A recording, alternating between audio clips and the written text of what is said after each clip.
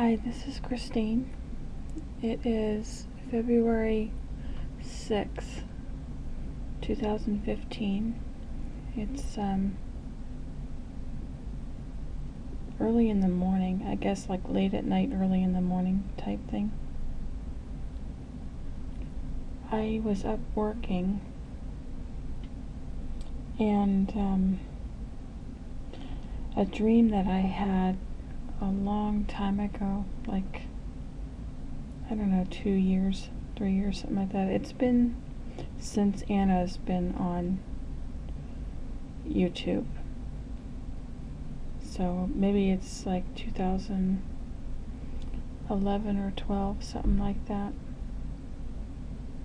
when I had the original dream, and I completely forgot about it. But while I was working tonight, it came back in my mind, and it's coming back clearer. So I'm thinking I'm going to share it. The reason I didn't share it in the first place is because I didn't have a channel. I didn't have a YouTube channel at the time. I did share it with Anna through an email, because this is when YouTube had, your old mailbox, and it was easy to send a message and respond. This is before they did all the changes. So I did send her an email and I let her know about it, but I didn't share it with anybody else, because like I said, I didn't have a channel and I really wasn't interested in sharing stuff with people. I didn't feel like that was my calling to teach people. I just, anyway, the fact that it's coming back into my memory from out of nowhere, I'm thinking I'm going to share it. It was in one of Anna's videos, probably 2011 or 12. She was talking about a house, and the original house is the father's house, okay, and we're the children. So pretend you're living at home with your parents, and you don't like your parents' rules, so you decide, I'm gonna go move into the next door neighbor's house, and you live over there for a while, and then you realize, well, I don't really like the neighbor's rules either, so instead I'm gonna go back home to my parents' house. But the parents tell you, no, you can't come here because the rules are still the same as when you left, and you didn't like the rules when you left, so why do you want to come back? Because the same rules apply if you were to come back home. So you decide to take off and go somewhere else. You don't want to be with the neighbors. You don't want to be at your parents' house. You take off for several years, and then one day you decide, I kind of want to go back and see my parents. But when you go back to the house, you find it's boarded up and it's dark. Nobody's living in it. Nobody's lived in it for quite a while. And it turns out your parents have moved, but they didn't tell you where they were moving to. And now you show up at this house and you don't know how to find your family. That was the video that Anna was talking about. Now I'm going to go into the dream that I had. It was kind of it might have even been more of a vision than a dream, because I think I was actually awake when I was envisioning this. But I can't remember if I was awake or if I was dreaming. But what I saw is exactly that. I was actually standing. Everything I see usually has something to do with my parents' house in real life. So in my dream it was nighttime, the stars were out, the sky was like a pretty dark blue. It wasn't a black sky, it was like a dark blue sky. It was pretty, the stars were out. And there's a next door neighbor person who lives across the street from me. When I was still in churchianity, they attended the same church, so I would do Sabbath, and then like after church I'd go over to their house and we'd sit on the front porch and do Bible studies and talk and stuff like that. So I spent a lot of time over at their house. And in this dream I was over at their house, but they weren't there. I was just, their house was dark and empty also. It was nighttime, but I was standing in the yard in front of their house, which is across the street from my parents' house, and then I was watching. Anna was at my parents' house, and she was like this big spirit. She was like the person that you came to get the map to find your way back home, because God had left that house, which in this case was my parents' house, but we're just going to use this as like home base.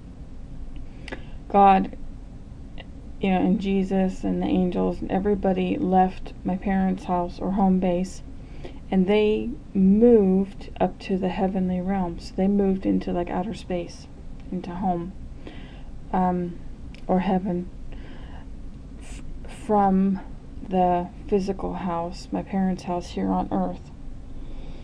And what happened is Anna was stationed at my parents' house, and people were just coming in droves. They were like thronging the house. It was like they were coming from all over the world. It wasn't just the neighborhood. It was all over the world. They were just coming in droves. And they were coming, it was still nighttime, but they were all coming to my parents' house, and Anna was there giving people maps.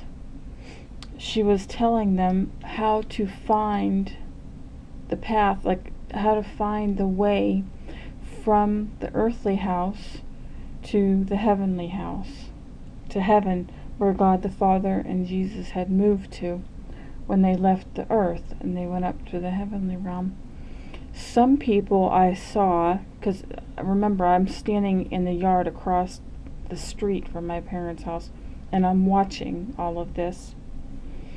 Some people took Anna's map and they started on their journey right away. They just said thank you, and it was like a roll or a scroll type of paper, the map that she gave them. And they took it, they unrolled it, they saw it, and they said, you know what, okay, let's get on the road, and we're going to take this journey, and we're going to figure out how to get ourselves up to heaven, to outer space, heaven. So some people took the scroll right away. They did not fuss, they did not argue or anything. They just took it and started on their journey right away.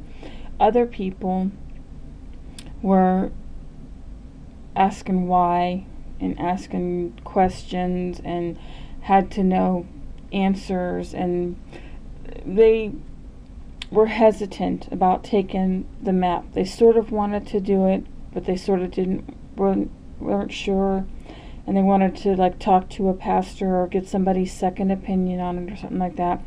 And they were asking Anna all kinds of questions, and in other words, they were just wasting time.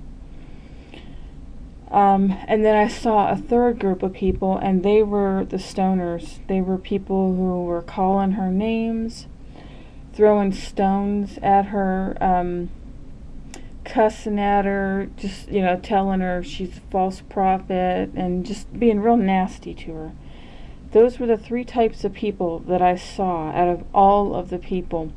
And unfortunately, she was having to put up with everybody. And it was not easy, but I saw that she was stationed there, and it was the beginning of the journey. But she had the map. And people who were stoning her and didn't believe, They just called her names and, did whatever they wanted to her until they were done, and then they just walked off and left. Because they called her false prophet and all kinds of bad names, and then they just took off and left, which is sort of what happened over the years, that people were calling her names in the comments section, because I was reading them, guys, and then they would just leave her channel, So that was that group of people that I saw in this vision. Then the questioners are the people who are leaving comments even to this day on her channel, asking questions. Why is this? Why is that? Just, you're not getting anywhere, guys. Either you're walking and making progress, or you're standing still asking 20,000 questions, in which case you're not moving, because you're just standing there asking question to question to question, and you're standing there. My point is that you're standing there, you're not walking.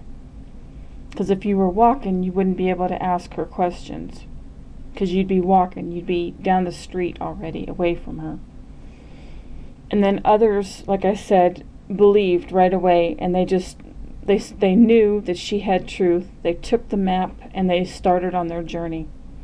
And they left the house and started walking up the block. Some of them went in groups, some of them went by themselves, and by groups I'm talking about like 2 or 3 at a time.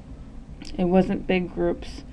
The hugest group was the stoners, the people who would stone and call her names. Then you had the second largest group, are the ones who were asking all the questions and why, and I have to get a second opinion and prove to me this and that. That was the second largest group, and the smallest group were the ones who just believed, had faith, said thank you for this map, and boom, we're leaving. And they just started walking, and eventually they made it up to heaven. Because the journey it starts out on earth at that house, which is, in my case, it's my parents' house, and it was nighttime. But eventually it starts lifting up off of the ground, and then you start walking this stairway to heaven, and literally you lift off the ground and then you start going up into the clouds. So the map teaches you how to get to, like heaven bound. The map that Jesus gave her to give to us. Okay, and the reason it was dark outside is because that's when the prodigal, I guess, came home. They just decided, that they had had enough of the world and they wanted to come home and visit their parents. But the sad thing was, when they came back, the house was abandoned. And that's why Anna was stationed at that house, at my parents' abandoned house, because that was like home base.